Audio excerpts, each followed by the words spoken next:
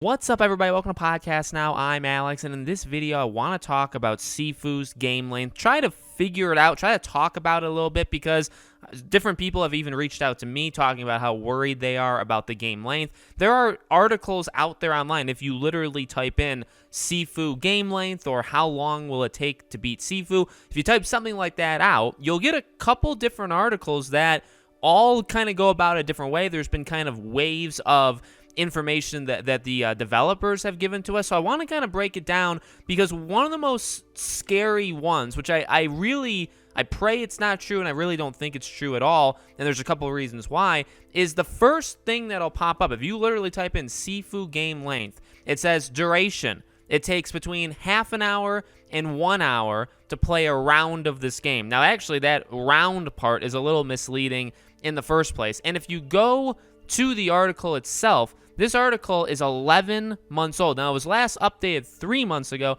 but they originally wrote the article almost a full year ago. And again, I think it comes across as the game will literally take 1 hour. Well, that I really don't think is true. I don't think it's true for several reasons. Number one, what we kind of understand from the game length, which I will get to, does indicate the game is much longer, I think, than 1 hour. And secondly, I'm all for defending short games if the quality is there, but to pay $40 for a 1 hour game, whether or not you can play it more than one time, is not, I won't really defend that. You know what I mean? So now if you keep going, two other things have kind of come out, okay? One of which is the talk about Sifu's story. And the literally, again, if you look at the article names, Sifu's story will only be understood after multiple runs. Sifu will require multiple runs for players to understand. So that's the titles are just the words reversed. This is what the mainstream game journalists and political journalists, this is what they do all the time. But you don't actually get anything from those articles, okay? I've read them.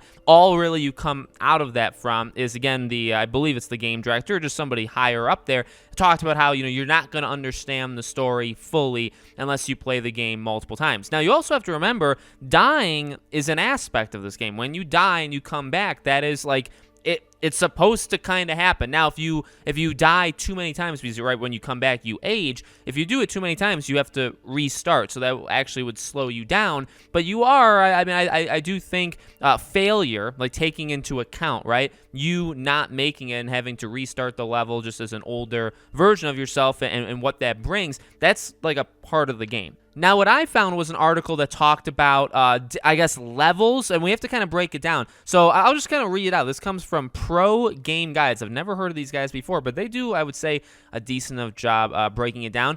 They talk about how, it's been all quiet for, the length of the game. They talk about how one of Sifu's levels could be completed in 12 to 15 minutes if the player did not die. And that's according to IGN. IGN did that hands-on preview where that was said. So we know. So finally, we at least know something, right? That specific level, maybe not all the levels, maybe some are shorter and longer than others, but that level is 12 to 15 minutes long if you do not die. And then they say, hence, if each chapter has 3 or 4 levels, we can assume the game can be completed in 10 hours and under 10 hours if you do not die. And that's because the goal of this game is you're tasked to kill 5 targets, and they're each broken down into chapters. So you got 5 targets, 5 chapters, and then those chapters will have like sub-levels or just levels in general to them. So it's a little bit of math. It's a little bit of putting it together. Now, again, it's not a perfect strategy because you don't know how many levels each chapter is going to have.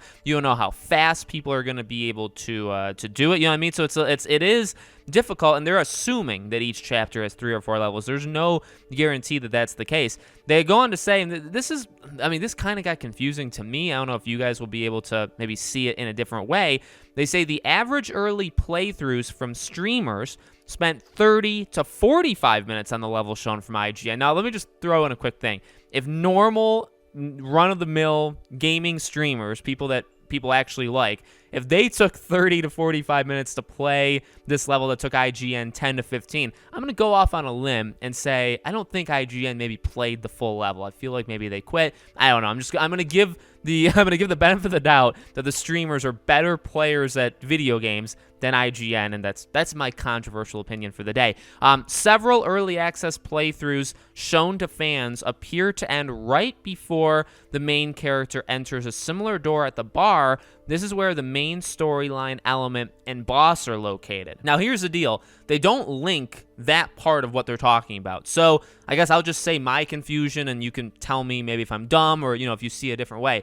So they talk about like 30 to 45 minutes that this is what the streamers do. And then they maybe separately, maybe not separately, several early access playthroughs.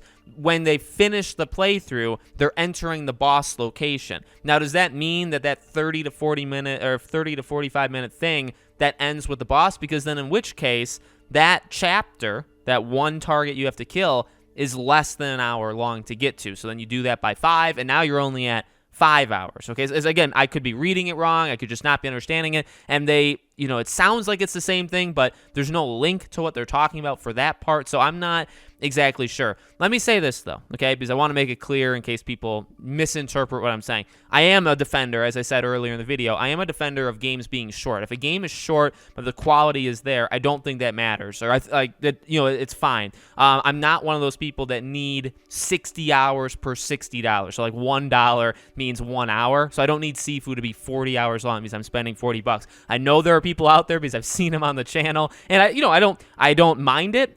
People have different opinions, and people have different values for their time and values for their money. I completely respect that. I'm not like that, though. So a game like Resident Evil 8 or Village, right, that took like 6-7 hours to beat, I have defended it. I've defended it massively because I think that game should be worth $60. You know what I mean? It's it's $10 an hour, but you know what? If the quality is there the whole time, I think it's fine. So, again, like if Sifu is a 4-hour game, I don't mind it. I mean, Kena Bridge of Spirits, I think this was the exact same. Wasn't Kena also $40, and that came out, this past September, I believe. And that game, I feel like, was only 5 hours, 5-6 hours. There's not a ton of replayability with it either, so I really think you are going to only spend maybe like 4 to 6 hours, $40. Sifu, to be flat out honest with you, kind of what I was always expecting for it. I was not expecting 1 hour. I mean, and I don't think that's even possible. You know what I mean? If the game is 3, 4, 5 hours long, I don't see that as a negative.